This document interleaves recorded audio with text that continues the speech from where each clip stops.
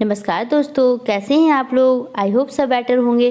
तो दोस्तों, आज का टॉपिक है इटली, जर्मनी और स्पेन में फांसीवाद। तो हम लोग इसके बारे में पढ़ने वाले हैं कि इटली, जर्मनी और स्पेन में फांसीवाद के बारे में। फांसीवाद की उत्पत्ति सबसे पहले इटली में हुई, जब मुसोलिनी ने फांसीवादी पार्टी का गठन कर उसे सत्ता पर काबिज करवाया। इटली के लोग प्रथम विश्व युद्ध के बाद बनी सरकारों के प्रदर्शन से क्षुब्ध थे, क्योंकि न तो वे राष्ट्रीय मर्यादा प्राप्त कर सकी और न ही राष्ट्रीय हितों को बढ़ावा दे सकी थी। दूसरी तरफ पूरा देश वामपंथियों के आंदोलन से जर्जर था।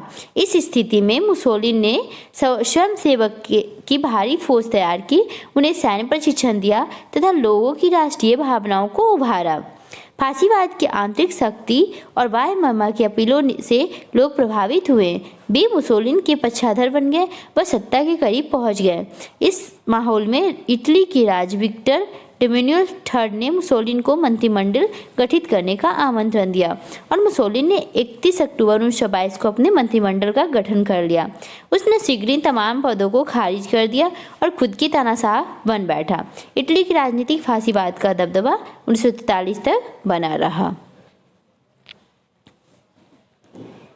अब हम लोग पढ़ने वाले हैं, जब हम फांसीवाद के विकास की बात करते हैं तो हमारा सामान्य तौर पर इटली की सत्ता परिवर्तन तक ही सीमित रहता है, किंतु जर्मनी व स्पेन में भी ऐसे विचार वाले सत्ता पर काबिज हो गए थे। तीसरे दशक की शुरुआत में एडोल्फ हिटलर की अगुवाई में नेशनल सोशलिस्ट पार्टी अथवा नाजी पार्टी सत्ता में आई। नाजीवादी जर्मनी के उस अपमान की प्रतिक्रिया में पैदा हुआ था जो उसे पेरिस शांति सम्मेलन में इंग्लैंड, फ्रांस और उनके मित्र राष्ट्र की ओर मिला था। इटालियन फांसीवाद की तरह इटली की नाजी पार्टी ने भी सैनिक रणयुद्ध और शांति समझौता की समीक्षा की वकालत की। फांसीवाद की तरह नाजी भी संसदीय लोकतंत्र, समाजवाद, राष्ट्रकुल और विवादों की शांतिपूर्ण निपटारे के खिलाफ थे। जर्मनी में हिटलर की तानाशाही कायम होने के तुरंत बाद ही अन्य यूरोपीय देश में भी फांसीवादी प्रवृत्ति दिखाने लगी। 1935-36 में फ्रांस की हालत भी वैसी ही हो गई थी जैसे इटली के मुसोलिनी के आने से पहले थी। वामपंथियों और दक्षिणपंथियों की आपसी रंजिश इतनी तेज थी कि तानाशाही के उदय की संभावना साफ तौर पर दिखने लगी थी। सभी लोकतंत्रवादी वामपंथी समूह समाजवाद, साम्यवादी से मिलाकर संकट पर काबू पा लिया। उनका फ्रंट पॉपुलर के नाम से साझा मंच बना और लियोन ब्लूम के प्रधानमंत्रित्व में साझी सरकार का गठन कर लिया। इसी समय पड़ोसी राज्य बेल्जियम में डिज़रेली की अगुवाई में एक फांसीवादी समूह उभरा। उसने सार्वजनिक जीवन में हिंसा और अश्लीलता को अंगीकार किया। इसने फ्रांस और बेल्जियम के गठबंधन को अस्वीकार कर दिया, क्योंकि फ्रांस कम्युनिस्ट सोवियत संघ की साथ भी दोस्ती बनाए हुए थे।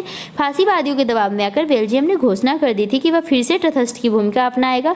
बेल्जियम के इस कदम को लोकानो संधि के खिलाफ विद्रोह माना गया। हालांकि बेल्जियम में फांसीवादी सत्ता पर काबिज नहीं हो सके, किंतु इसकी भरपूर कोशिश जरूर की गई। रोमानिया में कॉर्नेलिया क्रोदुनो ने की अगुवाई में आयरन गार्ड नामक फांसीवादी पार्टी का गठन हुआ। यह पार्टी रोमानिया के तत्कालीन आर्थिक संगठन और सरकार के कुप्रबंधन के खिलाफ प्रतिक्रिया का प्रतिफल था।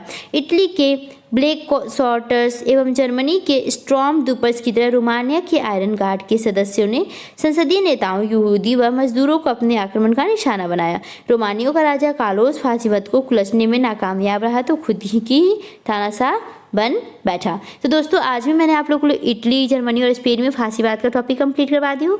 अब हम लोग मिलते हैं नेक्स्ट वीडियो में। तब तक के लिए इजाज़त दीजिए। Bye, take care, have a nice day.